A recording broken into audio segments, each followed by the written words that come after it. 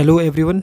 आज हम लोग एमएससी फोर्थ सेमेस्टर केमिस्ट्री में हेट्रोसाइक्लिक कंपाउंड की जो यूनिट है उसके अंदर 3 मेंबर्ड हेट्रोसाइक्लिक कंपाउंड होते हैं, जैसे एजिरिडीन है, ऑक्जाइरिन है और थायरिन है। उसमें हमने स्टार्ट किया था एजिरिडीन के बारे में। उसकी method of preparation already video upload कर दी है। आज हम लोग डिस्कस करेंगे एजिरिडीन की केमिकल प्रॉपर्टीज़। ठीक है, तो स्टार्ट करते हैं। तो देखो इसमें क्या है, सबसे पहले आपको ये पता होना चाहिए कि जो भी ये 3 मेंबर्ड हेट्रोसाइक्लिक कंपाउंड हैं वो एक बहुत इंपॉर्टेंट रिएक्शन देते हैं, that is ring opening reaction. अब रिंग ओपनिंग रिएक्शन क्यों देते हैं, मैं आपको उसका थोड़ा सा लॉजिक बताता हूँ। देखो, क्योंकि ये 3 मेंबर्ड होते हैं, जैसे आपने साइक्लोप्रोपेन के बारे में बीएसटी पढ़ा होगा ना, बीएसटी। अब क्या होता है कि जो नॉर्मल टेट्राहेड्रल एंगल होता है, नॉर्मल टेट्राहेड्रल एंगल होता है वो कितना होता है, 109 डिग्री 28 मिनट होता है। ठीक है, इसको बोलते हैं स्टेनलेस एंगल बोलते हैं। क्या बोलते हैं? Stainless angle. मतलब कि इस एंगल में मॉलिक्यूल में कोई भी स्ट्रेन नहीं होता है और मॉलिक्यूल क्या होता है, स्टेबल होता है। ठीक है, सेम यहाँ पर भी देखो, यहाँ पर भी क्या है, कार्बन है, कार्बन के साथ बॉन्ड बना रखा है, सब सिंगल बॉन्ड। यहाँ पर भी एच होगा, यहाँ पर भी एच होगा। ठीक है, तो यहाँ पर भी जो कार्बन है, कार्बन टेट्राहेड्रल होना चाहिए और उसका जो बॉन्ड एंगल है 109 डिग्री 28 मिनट होना चाहिए, जिससे ये स्टेबल होता। पर क्योंकि ये जो है साइक्लोप्रोपेन, इसमें बॉन्ड एंगल होता है 60 डिग्री का, ये भी 60, ये भी 60, ये भी 60। ठीक है, तो 60 डिग्री का बॉन्ड एंगल क्या करता है कि इसको अनस्टेबल बना देता है। अनस्टेबल क्यों? क्योंकि स्टेबल कब होगा, 109 डिग्री 28 मिनट्स में। तो हम ये जो रिंग होती है 3 मेंबर रिंग, जैसे एजिरिडीन होती है, ऑक्जाइरिन हो गई, तो वो उसमें स्ट्रेन होता है। स्ट्रेन क्या होता है मैंने आपको बता दिया। ठीक है, तो ये चाहती हैं कि स्ट्रेन लेस हो जाए, मतलब स्ट्रेन से फ्री हो जाए, तनाव मुक्त हो जाए, जिससे स्टेबल बने। तो इसलिए ये रिंग ओपनिंग होती है। रिंग ओपनिंग से क्या होता है कि जो ये बॉन्ड एंगल है ना 60 का, ये बढ़ जाता है, मतलब स्ट्रेन कम हो जाता है, जिससे मॉलिक्यूल क्या बन जाता है, स्टेबल बन जाता है। ठीक है, तो तभी 3 मेंबर जो रिंग होती है उनकी जो मोस्ट इंपॉर्टेंट रिएक्शन होती है वो होती है रिंग ओपनिंग रिएक्शन। ठीक है, सेम यहाँ पर एजिरिडीन की भी होगी रिंग ओपनिंग रिएक्शन, क्योंकि ये भी 3 मेंबर रिंग है। तो यहाँ पर क्या लिखा है, the facility with which C N bond of aziridine is open depend upon the. अब क्योंकि ये जो सी यहाँ पर एन होगा ना, अगर यहाँ पर एल लगा दे तो क्या बन जाएगा, एजिरिडीन बन जाएगा, एजिरिडीन। तो ये जो सी और एन का जो बॉन्ड है, या तो ये वाला या ये वाला, ये क्या होता है, ओपन होता है। और किस पर डिपेंड करेगा, किस पर डिपेंड करेगा, the electron accepting nature of the substituent at nitrogen atom. Number 1 किस पर डिपेंड करेगा, the electron accepting nature of the substituent at nitrogen atom. ठीक है, नाइट्रोजन एटम पर इलेक्ट्रॉन एक्सेप्टिंग कोई सब्सटीट्यूएंट तो नहीं है, उस पर भी डिपेंड करेगा। दूसरा, steric effect of carbon substituent. ठीक है, अभी बताऊंगा ये क्या होता है steric effect of carbon substituent. तीसरा जो डिपेंड करेगा वो करेगा नेचर ऑफ अटैकिंग रीजेंट, कि रीजेंट जो अटैक कर रहा है उसका नेचर कैसा है, उस पर डिपेंड करेगा कि रिंग ओपनिंग कैसी होगी। अब जैसे हम एक छोटा सा एग्जांपल लेके हम लोग समझते हैं। जैसे सपोज करो हमारे पास ये HNU है, ये न्यूक्लियोफाइल है, ये H है, ये बॉन्ड ब्रेक होगा ऐसे। ठीक है, ये यहाँ पर इस पर आएगा H+, इस पर क्या आएगा NU-। तो अब देखते हैं कि रिंग ओपनिंग कैसे होती है। ठीक है, तो देखो एक मिनट,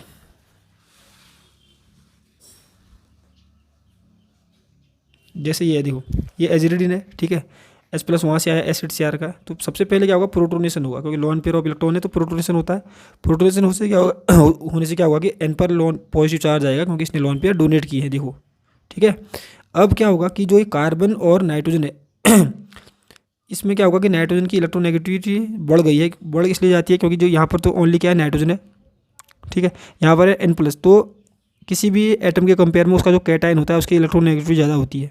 ठीक है, तो इसकी इलेक्ट्रोनेगेटिविटी ज़्यादा होगी, जिससे क्या होगा कि ये जो कार्बन और नाइट्रोजन के बीच का बॉन्ड है वो नाइट्रोजन की तरफ शिफ्ट हो जाएगा। ठीक है, अगर यहाँ को शिफ्ट होगा तो इस पर क्या आएगा, प्लस चार्ज आएगा।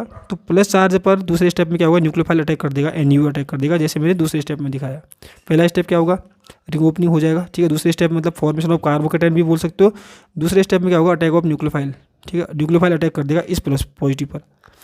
अब देखो इसमें एक चीज़ याद रखने की बात है कि जो ये रिंग है ये सिमेट्रिकल है। सिमेट्रिकल मतलब अगर इसको 20 से कट करूँ तो दोनों पार्ट इक्वल बनेंगे। तो हम लोग ये वाली बॉन्ड भी ब्रेक कर सकते हैं, ये वाला बॉन्ड भी ब्रेक कर सकते हैं, हमारी मर्जी है। ठीक है, जब असिमेट्रिकल का केस आएगा तो तब हमको देखना पड़ेगा कि किस साइड से रिंग ओपनिंग करनी है। तो जैसे यहाँ पर एग्जांपल दिए हैं, ये देखो। अब यहाँ पर सिंपल से एजिडिन दे रखा है, इसका HCl के साथ रिएक्शन कराया है। तो कैसे HCl के साथ रिएक्शन हुआ, ऊपर मैंने मैकेनिज्म के साथ में आपको बताया। तो ये वाला बॉन्ड भी ब्रेक कर सकते हो, ये वाला बॉन्ड भी। ठीक है, N के साथ तो क्या चलेगा, N के साथ चलेगा H, और इसके साथ क्या चलेगा, Cl चल जाएगा। तो ऐसा बन जाएगा ये। ठीक है, या तो ये वाला बॉन्ड ब्रेक करो या तो ये वाला, कोई सा भी, क्योंकि सिमेट्रिकल है। अब आ गया असिमेट्रिकल वाला। तो अगर असिमेट्रिकल वाला होगा तो जो Cl नेगेटिव है, न्यूक्लियोफाइल बोलते हैं इसको, तो वो वहाँ से अटैक करेगा जहाँ पर स्टेरिक हिंडनेस कम होता है। मतलब कि इस कार्बन पर देखो अटैक तो इसी पर करना है, या तो इस पर करेगा या तो इस पर करेगा, क्योंकि पॉजिटिव चार्ज अगर इस बॉन्ड को ब्रेक करोगे तो पॉजिटिव यहाँ पर आएगा, इस बॉन्ड को ब्रेक करोगे तो पॉजिटिव यहाँ पर आएगा। ठीक है, ये यहाँ पर अटैक करेगा जहाँ पर जिस कार्बन पर स्टेरिक हिंड्रेंस कम होगा, जिस कार्बन पर इसको रोकने के लिए सब्सटेंट कम होंगे, तो इस कार्बन पर, यहाँ पर तो CH3 है तो यहाँ से अटैक हुआ। ठीक है, दूसरा वाला एग्जाम्पल है। अब ये वाला यहाँ से रिंग ओपनिंग कर रखा है, रिंग ओपनिंग यहाँ इसलिए कर रखा है क्योंकि अगर मैं इसको बॉन्ड को यहाँ को ब्रेक करूँ तो इस पर आएगा प्लस चार्ज। ये कार्बोकैटायन क्या होगा, बेंजीन के साथ रेजोनेंस स्टेबलाइज होगा। बेंजीन में आपको पता है सिंगल डबल होते हैं ना, तो ये कार्बोकैटायन बेंजीन के साथ, ये फेनिल बेंजीन है, इसके साथ रेजोनेंस स्टेबलाइज होगा, इसलिए बॉन्ड ब्रेकिंग यहाँ से करने पर कार्बोकैटायन स्टेबल बन रहा है। तो यहाँ तो चले जाएगा बॉन्ड, इधर को ब्रेक होगा तो यहाँ तो चले जाएगा H और यहाँ पर क्या जुड़ जाएगा Cl। ठीक है, तो ये तो हो गया रिंग ओपनिंग रिएक्शन। सेम यहाँ पर भी है, देखो तो यहाँ पर भी सेम हुई है कि एसिटिल क्लोराइड के साथ कराओगे तो यहाँ पर भी क्या होता है, CH3CO पॉजिटिव होता है, ये नेगेटिव होता है। ठीक है, कोई सा भी बॉन्ड ब्रेक कर दो, सिमेट्रिकल है। ऐसे ही H2O के साथ भी है, H2O में भी आपको पता है सिमेट्रिकल है, कोई सा बॉन्ड भी ब्रेक कर सकते हो। एक जगह H+ जुड़ेगा, एक जगह OH- जुड़ेगा, तो H+ तो इसके साथ जुड़ेगा तो NH2 बन जाएगा, OH- इस साइड जुड़ेगा तो OH बन जाएगा, इस साइड भी जुड़ सकता है क्योंकि सिमेट्रिकल है। ठीक है, अब ये तो हो गया। दूसरा क्या है, इलेक्ट्रोसाइक्लिक रिंग ओपनिंग रिएक्शन। अब रिंग ओपनिंग तो अभी तक देखा आपने, वो क्या हो रही थी, इलेक्ट्रोफिलिक रिंग ओपनिंग हो रही थी। अब यहाँ पर इलेक्ट्रोसाइक्लिक रिंग ओपनिंग हो रही है।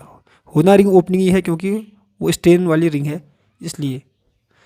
तो यहाँ पर भी आप देख सकते हो कि ये जो नाइट्रोजन के लोन पेयर है ये यहाँ को डिलोकलाइज हो गए। ठीक है, यहाँ पर क्या बन जाएगा, डबल बॉन्ड बन जाएगा और ये यहाँ को आ जाएंगे। तो ओवरऑल क्या होगा, रिंग ये वाला बॉन्ड ब्रेक हो गया, कार्बन कार्बन के बीच का बॉन्ड ब्रेक हो गया, जिससे रिंग ओपनिंग होने से इसका जो स्ट्रेन था वो फ्री हो गया है। ठीक है, तो ऐसे ही बहुत सारी इसकी रिएक्शंस हैं। जैसे ये है थर्मल रिएक्शन।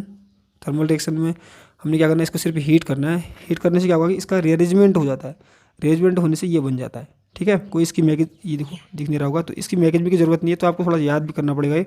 और सेम यहाँ पर क्या होगा, फिडेल-क्राफ्ट रिएक्शन भी होती है। फिडेल-क्राफ्ट रिएक्शन इसमें क्या होगा, देखो आपको पता है बेंजीन के अंदर क्या होता है, फिडेल-क्राफ्ट रिएक्शन होती है। ठीक है, यहाँ पर भी क्या होगा कि ये वाला बॉन्ड ब्रेक होगा, ये वाला बॉन्ड ब्रेक होने से इधर को नेगेटिव जाएगा, इधर को पॉजिटिव आएगा। ठीक है, इधर पॉजिटिव आएगा, तो ये जो पॉजिटिव है, क्योंकि बेंजीन क्या होता है, बेंजीन नेगेटिवली चार्ज होता है, तो नेगेटिवली चार्ज कार्बन बेंजीन का ये वाला कार्बन या कोई सा भी कार्बन इस कार्बन से जुड़ेगा। तो एक CH2 ये हो गया। ठीक है, एक CH2 ये हो गया, ये देख सकते हो, एक CH2 एक CH2, और यहाँ क्योंकि यहाँ को बॉन्ड टूट रहा है तो यहाँ पर क्या आएगा, नेगेटिव आएगा। नेगेटिव आएगा तो जो हाइड्रोजन यहाँ से निकलेगा एक, वो यहाँ पर जुड़ जाएगा। ठीक है, इस हाइड्रोजन की जगह ही तो ये लगेगा, CH2 NH नेगेटिव, और ये H+ यहाँ से टूट के यहाँ जुड़ेगा तो NH2। ठीक है, तो फिडेल-क्राफ्ट रिएक्शन भी होती है एजिडेंट के अंदर। आपको इसके नोट्स बनाने पड़ेंगे, अगर नोट्स की ज़रूरत है तो आप मुझे मेरे व्हाट्सएप नंबर 9758247037 में कांटेक्ट कर लेना, मैं आपको सेंड कर दूंगा PDF फॉर्म में। तो ये है ओजोनोलाइसिस, ये भी एजिडेंट की रिएक्शन है, ये भी आपको पढ़ना पड़ेगा। ठीक है, ये फिर क्या है, दूसरा रिप्लेसमेंट ऑफ हाइड्रोजन एटम। आप इसके नोट्स बना सकते हैं, ये देखो। तो इसके बहुत ही इंपॉर्टेंट रिएक्शन है। अब ये करा CH2 के साथ रिएक्शन कर दी, कार्बन डाइसल्फाइड के साथ रिएक्शन कर दी। तो कार्बन डाइसल्फाइड के साथ रिएक्शन करने पर क्या होगा, ये जो रिंग होती है ना 3 मेंबर्ड, ये एक्सपेंड होकर 5 मेंबर्ड बन जाएगी। 1 2 3 तो ये हो गए 5 6, सॉरी 1 2 3 4 5 6, देखो 1 2 3 4 5 6, मतलब 5 मेंबर बन जाएगी। ये C जो ये ऐसा ही अलग साइड चले जाएगा, दिख नहीं रहा, ये है। ठीक है, तो ये कुछ इसके रिएक्शन है। ऐसे फोटोकेमिकल रिएक्शन भी होती है, देख सकते हैं, ये है फोटोकेमिकल रिएक्शन। और थोड़ा सा मैं ये देखो, तो इसको खुद भी लिख सकते हैं यहाँ से। ठीक है, बहुत इंपॉर्टेंट नोट्स हैं।